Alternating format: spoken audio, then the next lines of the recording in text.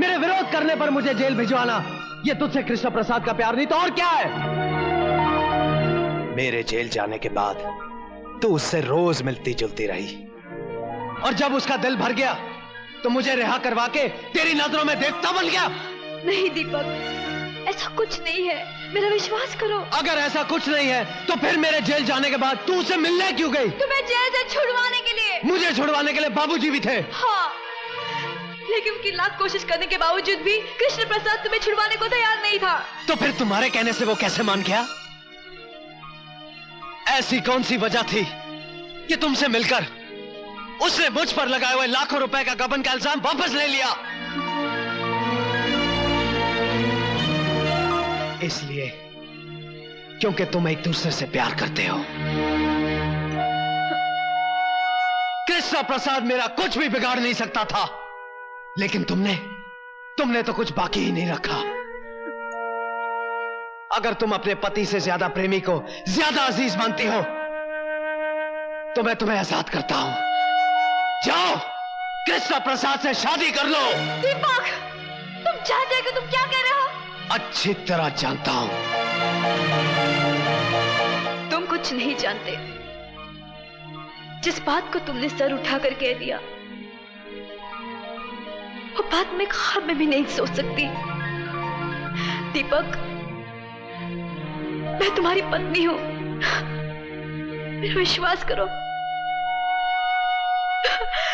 तुम जैसा सोच रहे हो ऐसा कुछ भी नहीं है, मेरा विश्वास करो दीपक, मेरा विश्वास करो। अब तुम मुझे समझाने की कोशिश मत कर। दीपक बजाज किसी दूसरे का गरमाया हुआ कंबल नहीं ओढ़ता। औरत तो वो है जो अपने पति के विश्वास को जिंदा रखने के लिए मर जाए। पति की गैर हाजिरी में किसी प्रेमी का कॉल पूरा करने वाली औरत पत्नी नहीं, कुल्टा होती है। और कोई मर्द किसी कुल्टा के मांग में अपने नाम का सिंदूर बर्दाश्त नहीं कर सकता।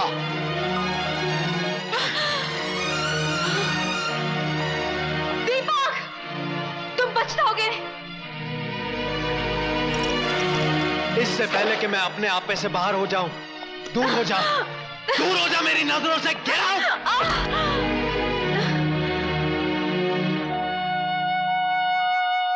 दीपक, औरत उस वक्त तक सीता सावित्री होती है जब तक उसका पति राम और सत्यवान होता है। जिस दिन ये मर्यादा टूटती है ना, औरत एक ऐसा उलझा हुआ सवाल बन जाती है जिसे कोई मर्द सुलझा नहीं सकता।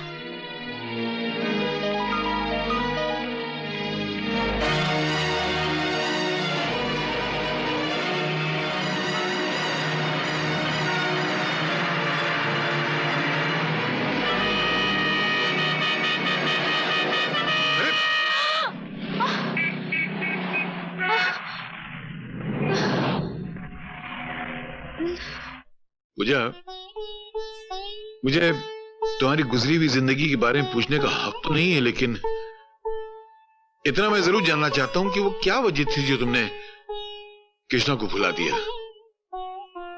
मैंने इसलिए भुला दिया क्योंकि मेरी शादी दीपक से हो गई थी। हाँ, लेकिन तुमने दीपक से शादी की क्यों? प्यार तो तुम कृष्णा से करती थी। हाँ, लेकिन उस प्यार की वजह से कई जिंदगियां खराब हो रही थी। मान सम्मान समाज सबकी कसूरवार हो गई थी मैं। कृष्णा के इंतजार में मैं इतना जली कि अगर पत्थर भी मेरी जगह होता वो भी राख बन जाता, लेकिन मैं राख नहीं हुई क्योंकि मुझे उम्मीद थी कि वो एक दिन आएगा। 5 साल हो गए, ना वो आया ना उसकी कोई खबर। फिर मेरे माँ बाप मेरी शादी को लेकर परेशान हो गए। एक दिन कृष्णा का खत आ गया जिसमें लिखा था मुझे भुला दो। तब मेरे इंतजार करने का बहाना भी खत्म हो गया। फिर लड़की तो होती ही है त्याग का जहर पीने के लिए। मुझे खुशी खुशी अपने माँ बाप के फैसले का जहर पीना पड़ा। तो क्या तुम्हें कृष्णा का दूसरा खत नहीं मिला? कौन सा दूसरा खत? कृष्णा ने मुझे कितने खत लिखे ये मैं नहीं जानती, लेकिन 5 साल में मुझे सिर्फ एक ही खत मिला, वो भी मेरे डैडी ने मुझे दिया था।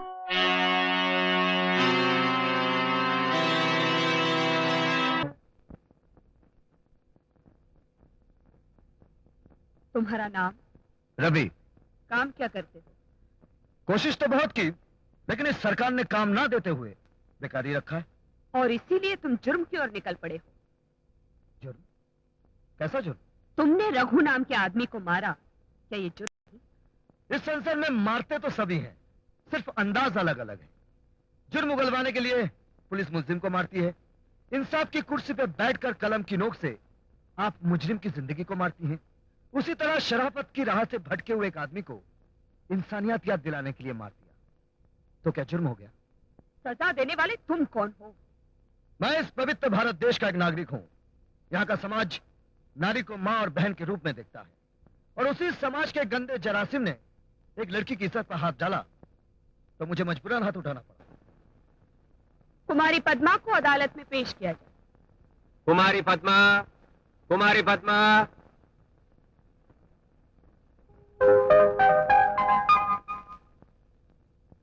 कुमारी पद्मा, रघु नाम के आदमी ने तुम्हारी इज्जत पर हमला किया था?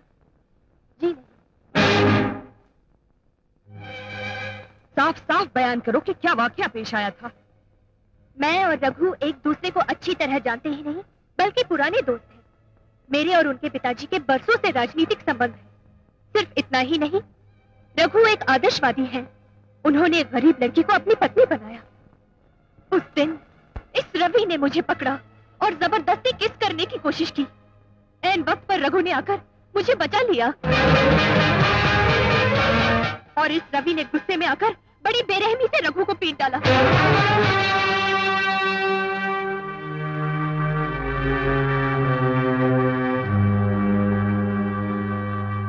कुमारी पद्मा का बयान सुनने के बाद अदालत मुलजिम रवि को मुजरिम ठहराती है और सेक्शन आईपीसी 351 के तहत 15 दिन की कैद या 2000 रुपए जुर्माना अदा करने का हुक्म देती है।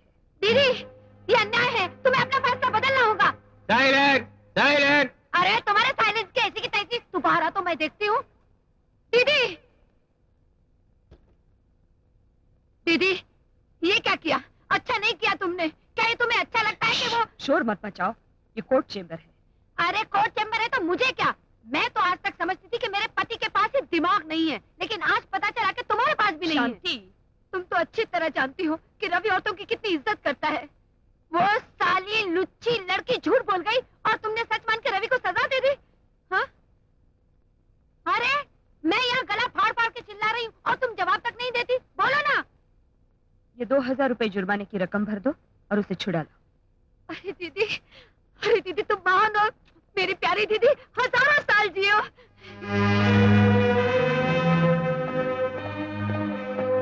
ठहरो, अरे ठहरो बोलती हूँ ना।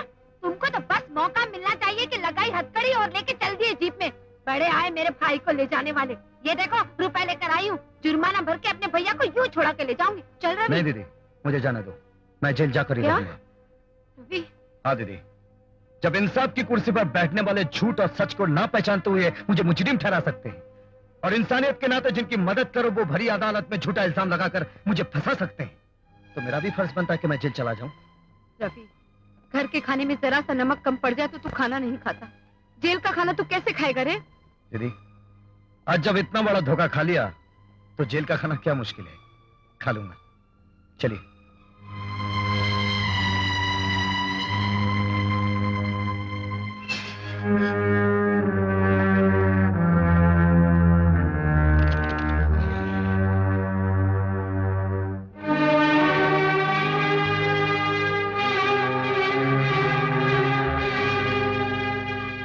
क्यों आई हो तुम?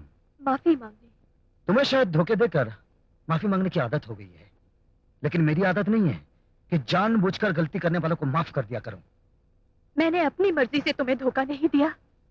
मेरे पिताजी ने मुझे झूठी गवाही देने पर मजबूर किया था। तुम्हारे झूठ से अगर किसी इंसान की जिंदगी बच सकती है तो बोल लो, किसी का घर बच सकता है तो बोल लो, लेकिन अदालत के कटहरे में खड़े होकर झूठ मत बोलो, क्योंकि तुम्हारे झूठ से तुम अपने रिश्तेदारों को, चाहने वालों को बचा तो सकती हो, लेकिन किसी बेगुनाह को बेइज्जत करके जेल की सलाखों के पीछे भी भिजवा सकती हो। मैंने पहले ही कहा ना, मुझे उस बात का अफसोस है। मुझे क्षमा कर दो। और मैंने पहले ही कह दिया ना कि मुझे जानबूझकर की हुई गलतियों को माफ करने की आदत नहीं है। ठीक है, लेकिन कम से कम ये खाना तो खा लो। शुक्रिया, इसकी कोई जरूरत नहीं है। मैंने तुम्हारी बहन को कहते हुए सुन लिया था कि अगर खाना मजेदार ना हो तुम बिल्कुल नहीं खाते, इसीलिए अपने हाथों से बनाकर लाई हूँ। जिंदगी में पहली बार चूल्हे के करीब गई हूँ। देखो, मेरा हाथ भी जल गया। अब भी नहीं लोगे? अच्छा, मैं जाती हूँ, लेकिन एक बात याद रखना, जब तक तुम जेल से रिहा नहीं हो जाते तब तक खाना तो एक तरफ, पानी की एक बूंद भी अपने गले से नहीं उतारूंगी। ठहरो।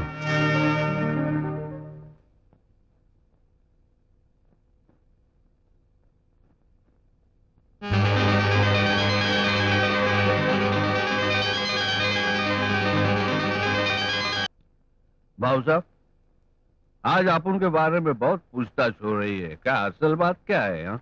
ऐसे ही वो अपोजिशन वाले मेरा मजाक उड़ा रहे थे कि एमपी राजशेखर ने दूसरी जात की लड़की को बिना दहेज के अपनी बहू बनाकर कौन सा बड़ा कमाल किया। अरे भाऊ साहब, कुत्ते का भो भो करने का, कौवे का काव काव करने का तो आदत होता है ना। इसीलिए मैं उनका मुंह बंद करना चाहता हूँ। क्या मुंह में मिट्टी डालकर? नहीं, तुम्हारी बेटी के नाम पर, मेरा मतलब है अपनी बहू के नाम पर एक 5 स्टार होटल बनवाऊंगा 5 करोड़ की लागत का। ऐसा भाऊ साहब, ऐसा इतना बड़ा एकदम फड़क दिशी बोल दिया आपने। अगर मेरा हार्ट फेल हो जाता तो बाप रे बाप। वो होटल किस शहर में बनाने वाले हो तुम्हें? किस शहर में? क्या इसी शहर में? कहाँ? तुम्हारी बस्ती में। पर उधर तो हम लोग के झोपड़े हैं भाऊ साहब। अरे अपने रसूख से उन झोपड़ों को तोड़वा डाल।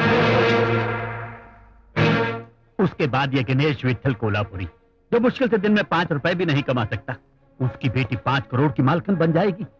कैसा लगा मेरा प्लान? न होटल बनाने की बात तो मजेदार है, लेकिन वो झोपड़पट्टी तोड़वाने वाली बात है ना, वो मेरे गले में मछली के कांटे के माफक अटक गई है। गणेश भाई, अगर मेरा प्लान कामयाब हो गया तो तुम्हारी बेटी हमेशा के लिए खुशहाल हो जाएगी।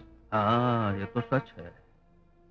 पर भाऊ साहब, अपनी एक बेटी की आंखों में खुशी देखने के लिए मैं 3000 गरीब बेटियों की आंखों में आंसू नहीं देख सकता। गणेश, एक बार फिर से सोच लो। अरे सोचने की जरूरत ही नहीं है भाऊ साहब, तुम्हारी गंदी बातों ने मेरा भेजा खराब कर दिया।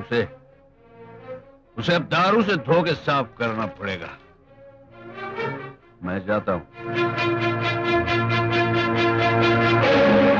याद रखना समधी भाऊ, तुमने गरीब इंसान को रिश्तेदार बनाया है, लालची इंसान को नहीं।